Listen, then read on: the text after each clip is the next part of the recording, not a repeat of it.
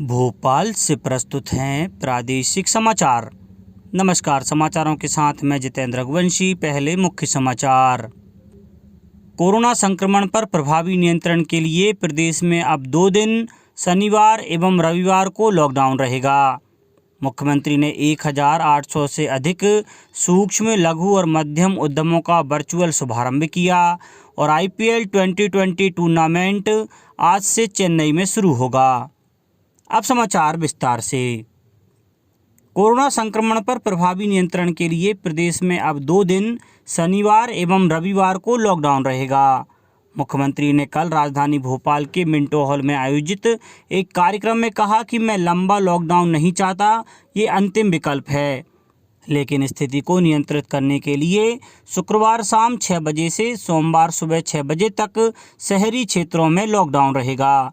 राजधानी भोपाल के कोलार क्षेत्र के वार्ड क्रमांक 80, 81, 82, 83, 84, 52 व 53 कुल 7 वार्ड को मिलाकर एक बड़ा कंटेनमेंट क्षेत्र बनाया गया है। यहाँ 9 दिन का टोटल लॉकडाउन लगाया गया है। यह लॉकडाउन आज शाम 6 बजे से लेकर 19 अप्रैल शाम 6 बजे तक लगाया गया है। कोरोना के बढ़ते मरीजों को लेकर खरगोन जिले में आज रात 9 बजे से 17 अप्रैल सुबह 6 बजे तक 7 दिन का संपूर्ण लॉकडाउन लगाया जा रहा है। कोरोना के लगातार बढ़ते संक्रमण को रोकने के लिए शाजापुर में 58 घंटे का टोटल लॉकडाउन जारी है। शहडोल में 62 नए मरीज मिलने के साथ ही जिले में एक्टिव मामले 300 का आंकड़ा पार कर गए हैं। सागर कमिश्नर ने कहा कि बुंदेलखंड मेडिकल कॉलेज सागर में ऑक्सीजन की कोई कमी नहीं है।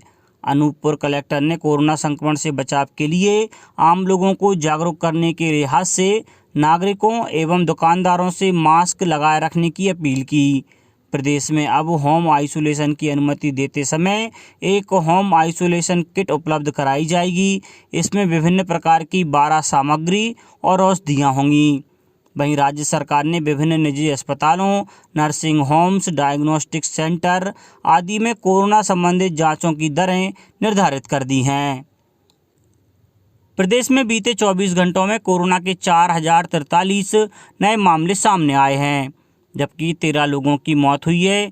राज्य में संक्रमितों की कुल संख्या 3,18,014 और मृतकों की संख्या 4,086 हो गई है। नए मामलों में इंदौर में 898, भोपाल में 618, जबलपुर में 269 और ग्वालियर में 181 मरीज मिले हैं। राज्य में अब तक 2,87,869 मरीज कोरोना को मात देकर अपने घर पहुंच चुके हैं। इनमें 2,126 मरीज बुधवार को स्वस्थ हुए। अब कोरोना के सक्रिय प्रकरण बढ़कर 26,059 हो गए हैं। आगर मालवा जिले में 18, मंदसौर में 40, खंडवा में 34, पन्ना में 33, मुरैना में 17 मरीज मिले हैं। वहीं ग्वालियर में 104 वर्ष के उदय प्रताप सिंह ने भी टीका लगवाया। मुख्यमंत्री शिवराज सिंह चौहान ने कल भोपाल के मिंटो हॉल से प्रदेश के 1891 सूक्ष्म, लघु और मध्यम उद्यमों का वर्चुअल शुभारंभ किया। इस अवसर पर उन्होंने कहा कि नई क्लस्टर विकास नीति में उद्यमी अपने डिजाइन से शासकीय भूमि पर क्लस्टर बना सकेंगे। साथ ही सूक्ष्म, लघु और मध्यम उद्यमों को अंतर्राष्ट्रीय बाजार मिले, इसके लिए ई-कॉमर्स पोर्टल से जोड़ने का काम भी चल रहा है। मुख्यमंत्री ने कहा कि हमारा लक्ष्य हर महीने 1 लाख और साल भर में 12 लाख रोजगार सृजित करना है। इस कार्यक्रम का प्रसारण सतना, मुरैना, गुना, टीकमगढ़ सहित विभिन्न जिलों में भी किया गया। आगरमालवा में 60 लाख रुपए की लागत से 3 इकाइयों का शुभारंभ हुआ। झाबुआ में 2 करोड़ 35 लाख रुपए की लागत के 4 उद्योगों का शुभारंभ किया गया। खंडवा में भी 3 उद्योगों का शुभारंभ किया गया। राष्ट्रपति रामनाथ कोविंद ने दिवाला और ऋण शोधन अक्षमता संहिता संशोधन अध्यादेश 2021 को 4 अप्रैल से लागू करने की मंजूरी दे दी है। केंद्रीय मंत्रिमंडल ने 31 मार्च को अध्यादेश के जरिए दिवाला और ऋण शोधन अक्षमता संहिता 2016 में संशोधन के प्रस्ताव को मंजूरी दी थी। इस संशोधन का उद्देश्य संहिता के तहत सूक्ष्म, लघु और मध्यम उद्यमियों के रूप में वर्गीकृत कॉरपोरेट व्यक्तियों के लिए वैकल्पिक दिवाला समाधान की रूपरेखा उपलब्ध कराना है। प्रधानमंत्री नरेंद्र मोदी ने कल नई दिल्ली के एम्स में कोविड का दूसरा टीका लगवाया। प्रधानमंत्री ने ट्विटर पर जानकारी दी कि उन्होंने एम्स में कोविड का दूसरा टीका लगवाया। उन्होंने कहा कि कोरोना वायरस को पराजित करने के कुछ तरीकों में से एक टीकाकरण भी है। प्रधानमंत्री ने कहा कि यदि कोई टीका लगवाने का पात्र है तो उसे जल्द से जल्द टीका लगवाना चाहिए। भारतीय स्टेट बैंक ने स्पष्ट किया है कि बैंक ने घर खरीदने के लिए ऋण की ब्याज दरों में कोई बढ़ोतरी नहीं की है और महिला कर्जदार को दी जाने वाली विशेष रियायतें भी जारी हैं। बैंक का कहना है कि त्योहारी सीजन के दौरान दी जाने वाली सीमित अवधि की विशेष रियायतें पिछले महीने की 31 तारीख को समाप्त हो गई हैं। इसके परिणाम स्वरूप मूल ब्याज दरों को फिर से 6.95% से शुरू किया गया है। स्कूल शिक्षा विभाग ने कक्षा 9वीं और 11वीं की वार्षिक परीक्षा एवं 10वीं एवं 12वीं की प्री बोर्ड परीक्षा के आयोजन के संबंध में प्रदेश के सभी जिला शिक्षा अधिकारियों और विद्यालयों के प्राचार्यों को दिशा निर्देश जारी किए हैं। कोरोना वायरस संक्रमण के दृष्टिगत वार्षिक और प्री बोर्ड परीक्षाओं के लिए पूर्व में जारी समय सारणी अनुसार कार्यवाही का बंधन समाप्त कर दिया गया है। शाला प्रमुख 12 अप्रैल अथवा जिले में लॉकडाउन की स्थिति में जिस दिन लॉकडाउन खुलेगा उस दिन स्थानीय परिस्थिति अनुसार विद्यार्थियों को प्रश्न पत्र और कोरी उत्तर पुस्तिकाएं प्रदान कर सकेंगे। विद्यालयों में प्रश्न पत्र प्राप्त करने का समय प्रातः 9 बजे से दोपहर 12 बजे तक रखा गया है। आयुक्त लोक शिक्षण श्रीमती जयश्री कियावत ने बताया कि प्रदेश में कोरोना संक्रमण एवं विद्यार्थियों की सुरक्षा को ध्यान में रखते हुए यह निर्णय लिया गया है।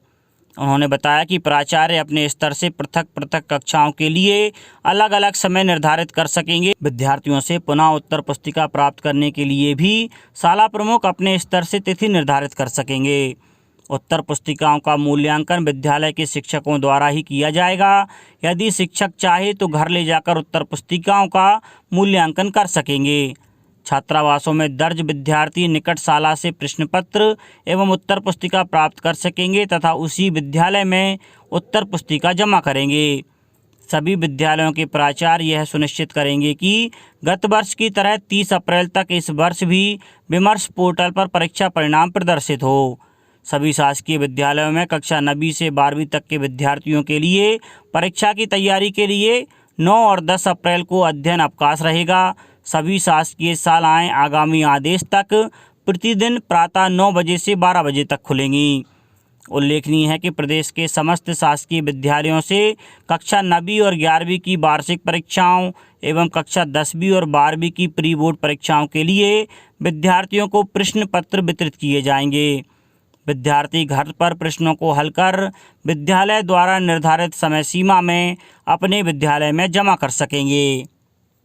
अब कुछ समाचार खेल जगत से।